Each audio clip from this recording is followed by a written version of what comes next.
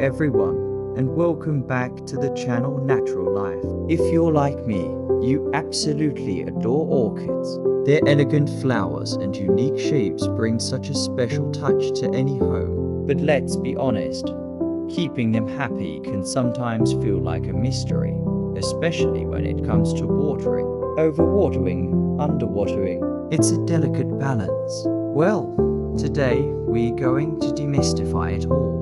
I am going to share my top tips and tricks to keep your orchids perfectly hydrated and thriving all year round. By the end of this video, you'll be watering your orchids like a pro. So grab your notebook and let's get started. First things first, let's bust a common myth. Orchids don't grow in regular soil, and they don't like to be constantly wet. In their natural habitat, most of the orchids we keep as houseplants are epiphytes. That means they grow on other trees, not in the ground. Their roots are exposed to the air and are designed to absorb moisture from the humid environment and rainfall, then dry out quickly. This is the single most important thing to understand about watering them. We need to mimic this wet dry cycle. The biggest mistake new orchid owners make is treating them like typical houseplants, keeping their potting mix constantly soggy, which leads to the dreaded root rot. So, rule number 1, let your orchid's roots breathe. So, how do you know when it's actually time to water? Forget a strict schedule like once a week. The best way is to check the roots and the potting medium. For orchids in clear pots, this is super easy. Lift up the pot and look at the roots. Healthy, well-hydrated roots are typically plump and green. When they start to turn a silvery grey color, that's your signal they're thirsty. If your pot isn't clear, you can gently poke your finger about an inch into the potting mix. If it feels completely dry, it's time to water. Another great trick is to feel the weight of the pot. A well-watered orchid pot will feel noticeably heavier than a dry one. After a while, you'll get a feel for it and know just by picking it up. Remember, it's always better to underwater slightly than to overwater. Orchids are much more resilient to a bit of drought than they are to sitting in water. Now for the fun part, the actual watering methods. There are a few great techniques, so you can choose what works best for you. My personal favorite is the soaking method. Simply place your entire orchid pot into a larger bowl or bucket. Then fill the outer bowl with lukewarm water, preferably filtered or rainwater if you can, until the water level is just below the rim of the orchid pot. Let it soak for about 10 to 15 minutes. This allows the bark or moss mix to fully absorb the water. After soaking, it's crucial to lift the pot out and let it drain completely. I mean completely.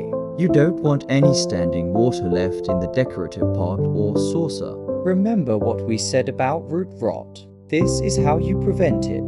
Another popular method is watering from the top, just like a regular houseplant, but with a twist. Take your orchid to the sink and let a gentle stream of lukewarm water run through the potting medium for about a minute. Make sure to thoroughly wet all the bark or moss. The key here is to avoid getting water in the crown of the orchid, which is the very center where the new leaves emerge. If water sits in the crown, it can lead to crown rot, which is often fatal for the plant. If you do accidentally splash some water in there, no worries, just take a paper towel and gently dab it dry.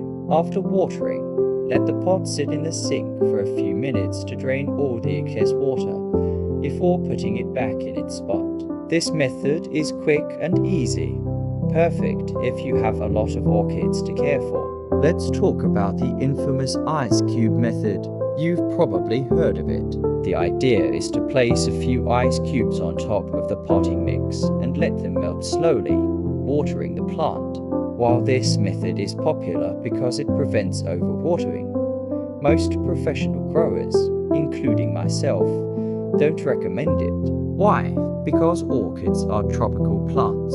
The extreme cold from the ice can shock the roots, potentially causing damage over time. It also doesn't thoroughly saturate the potting medium the way soaking or flushing with water does. So, while it might seem convenient, sticking to lukewarm water is a much safer and more effective bet for the long-term health of your beautiful orchid. Your orchid will thank you for it. The type of water you use can also make a big difference. Tap water can be okay, but it often contains minerals and chemicals like chlorine that can build up in the potting mix over time and harm the roots. If you notice a white, crusty buildup on your potting medium, that's a sign of mineral accumulation. The best options are rainwater or filtered water. Reverse osmosis water is also fantastic. If you have to use tap water, a good tip is to let it sit out for 24 hours before using it. This allows some of the chlorine to evaporate. Giving your orchid the best quality water is like giving it the best quality food. It helps them thrive and produce those stunning blooms we all love. Now, let's consider the different seasons. Your orchid's watering needs will change throughout the year.